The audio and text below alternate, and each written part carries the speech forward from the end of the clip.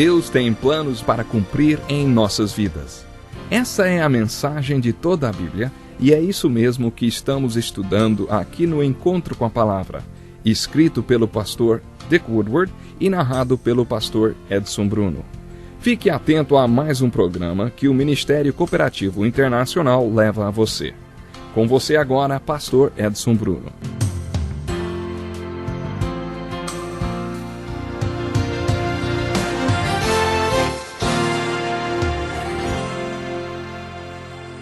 Olá, seja bem-vindo. Aqui estamos nós para mais um Encontro com a Palavra. Aqueles que participaram do último Encontro com a Palavra sabem que estamos falando do que é justiça a partir do que Jesus falou no Sermão do Monte. Comentamos como a justiça dos fariseus era baseada nas tradições deles e em muitas regras e leis que eles mesmos criaram. Muitas dessas leis não tinham base nas Escrituras, contradizendo o que Jesus ensinou, que nossa justiça deve ter como base as Escrituras. Os evangelhos de Mateus e de Marcos, principalmente, relatam o confronto que Jesus teve com os líderes religiosos por causa disso. Jesus afirmava que as tradições deles contradiziam as Escrituras e, quando isso acontecia, a tradição se sobrepunha às Escrituras. Ele os repreendeu por isso. Portanto, a justiça dos escribas e fariseus era tradicional. E Jesus ensinou que a justiça verdadeira era baseada nas Escrituras. Jesus ensinou que a justiça dos seus seguidores deveria ser excepcional, ou seja, deveria superar a justiça dos escribas e fariseus. Pois eu lhes digo que se a justiça de vocês não for muito superior à dos fariseus e mestres da lei, de modo nenhum entrarão no reino dos céus. É isso que as Escrituras estão ensinando. O resto do sermão é uma aplicação. E Jesus começa a fazer a aplicação mostrando como essa justiça entra em ação em nossos relacionamentos. A grande diferença entre a justiça dos mestres da lei e dos fariseus e a justiça de Jesus, a justiça que ele ensinou, era que daqueles era hipócrita. A palavra hipócrita em grego significa duas caras. No início da história do teatro, os atores usavam máscaras para representar seus personagens. O hipócrita é aquele que finge, que usa uma cara para ser uma coisa por fora, mas por dentro é outra. Um hipócrita não é aquela pessoa que não está bem espiritualmente, mas é aquela pessoa que nem sequer tenta ser espiritual, mas finge que é. Às vezes, nem crê no Evangelho, nem no que uma pessoa de fé crê. Por alguma razão, eles estavam fingindo que criam e Jesus os chamou de hipócritas. A justiça dos escribas e fariseus era hipócrita. Jesus ensinou que a justiça dos seus seguidores deveria ser real e verdadeira. Seus seguidores deveriam ser verdadeiros. Encontramos várias referências desse conceito de justiça nos ensinos de Jesus, principalmente no Sermão do Monte. No capítulo 5, Jesus diz que bem-aventurados são os que têm fome e sede de justiça e os perseguidos por causa da justiça. Neste capítulo, ele também diz que a nossa justiça tem que ser superior à dos fariseus e mestres da lei. Ainda como parte do Sermão do Monte, no início do capítulo 6, Jesus disse: tenham o cuidado de não praticar as suas obras de justiça diante dos outros para serem vistos por eles. Se fizerem isso, vocês não terão nenhuma recompensa do Pai Celestial. Portanto, no capítulo 6, Jesus fala sobre olhar para o alto. Ele está falando de justiça. Certifique-se de que tudo que você faz em adoração e mordomia, oração e jejum, esteja diante de Deus e não seja para homem nenhum ver. Na segunda metade do capítulo 6 de Mateus, Jesus fala sobre valores, sobre olhar para o alto e ter os valores de Deus, as prioridades de Deus. O versículo-chave dessa passagem é o 33, no qual Jesus diz: busquem, pois, em primeiro lugar o reino de Deus e a sua justiça, e todas essas coisas lhes serão acrescentadas. Todos nós devemos ter uma lista de prioridades na vida, alvos que devem ser alcançados. Qual você acha que deveria ser a prioridade número 1 de nossas vidas? Bom, de acordo com Mateus 6:33, devemos ter duas prioridades no topo da lista: o reino de Deus e a sua justiça. Isso quer dizer que Deus é o seu rei e o que ele mostra a você é o certo. Estas são as duas prioridades do topo da lista. Tudo isso nos ajuda a compreender, pelo menos no ensino de Jesus, a importância do conceito de justiça. O conceito de justiça é enfatizado em toda a Bíblia. No Salmo 4, versículo 5, lemos um dos meus versículos preferidos. Ofereçam sacrifícios como Deus exige e confiem no Senhor. Esta é a tradução da Nova Versão Internacional da Bíblia.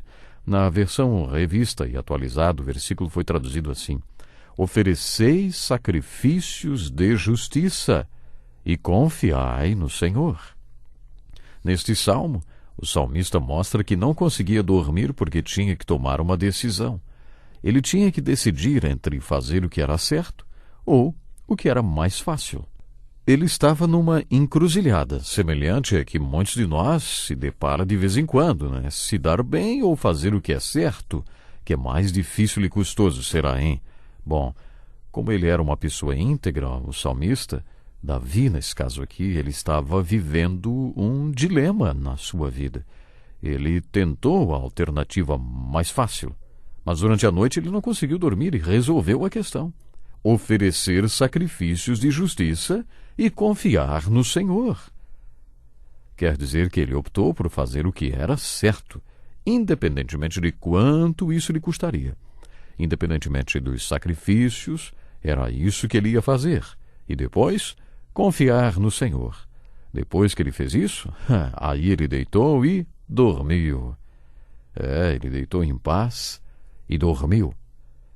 Jesus está dizendo para você que quer ser discípulo e solução dele para o mundo, que você precisa entender que toda aquela gente no sopé da montanha está cheia de problemas porque escolheu tomar a decisão mais fácil ao invés de fazer o que é certo. Todos estão tentando o caminho mais fácil e ninguém está fazendo o que é certo. E quando você escolhe a alternativa mais fácil, ao invés de escolher a alternativa correta, ao final, tudo fica mais difícil. Isso é parte do que aquela gente lá embaixo precisa enxergar. Eles precisam ver alguém que queira fazer o que é certo.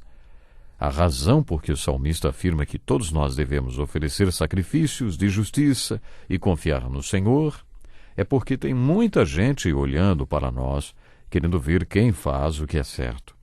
Todos os dias somos rodeados por pessoas querendo encontrar alguém que faça o que é certo, mesmo quando isso custar um preço alto. Isso causa impacto nas pessoas. Isso as impressiona. Esta é uma das razões porque Jesus disse que se você quer ser o sal da terra e a luz do mundo, se você quer ser a cidade sobre o monte que não se pode esconder e uma candeia que ilumina todos, a solução e a resposta dele para os problemas representados nas multidões, então você precisa ter fome e sede pelo que é certo. Deus só vai enchê-lo desta justiça quando você fizer o que é certo e não se contentar com o que é mais fácil, quando sua justiça for superior à justiça dos fariseus e mestres da lei, que é uma justiça hipócrita, superficial, tradicional, legalista, externa e sem base nas Escrituras, uma justiça que não vem de Deus, horizontal, e que prefere agradar aos homens do que agradar a Deus. Jesus nos diz: se você é meu discípulo, terá uma justiça superior a tudo isso. Você vai ter que ser o tipo de pessoa que tem fome e sede de justiça, até que esteja satisfeito por ela. Vemos porque Jesus disse que existe um caminho largo e outro estreito.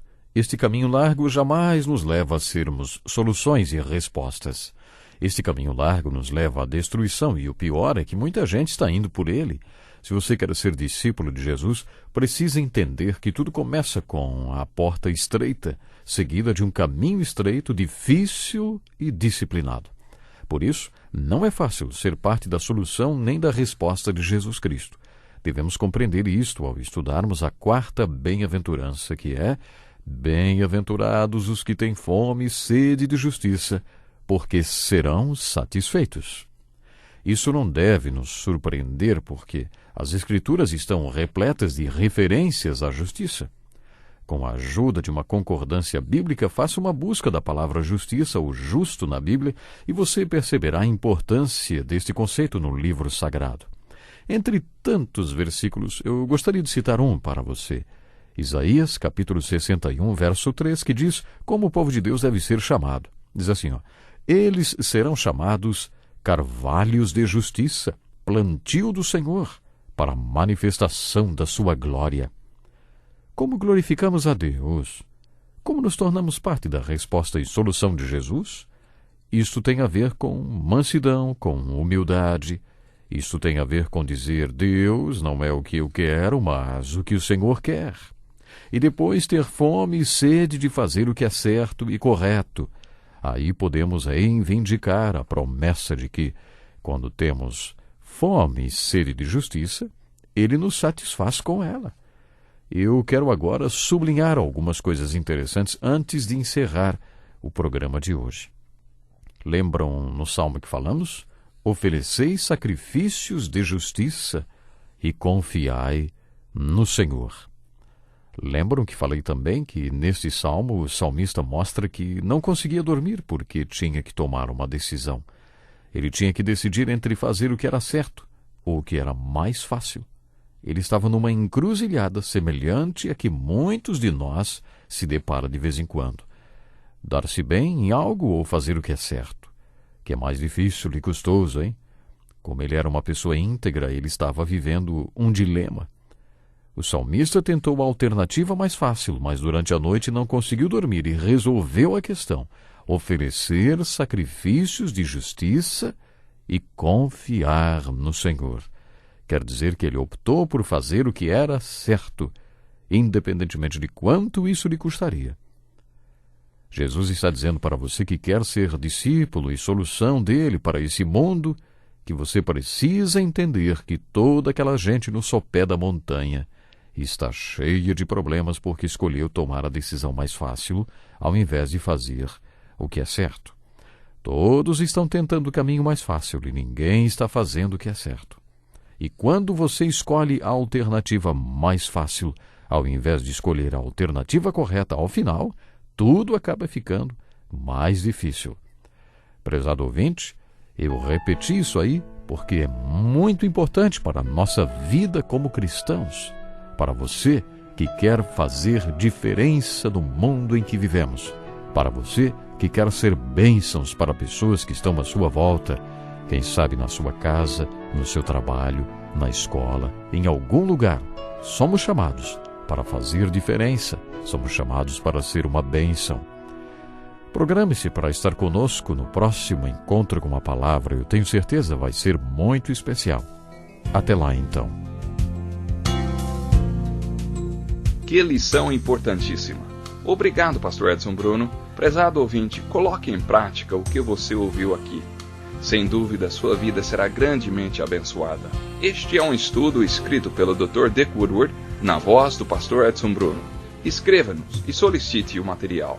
Nosso endereço é Encontro com a Palavra, Caixa Postal 2011, CEP 89201-970, Joinville, Santa Catarina. Até o nosso próximo Encontro com a Palavra.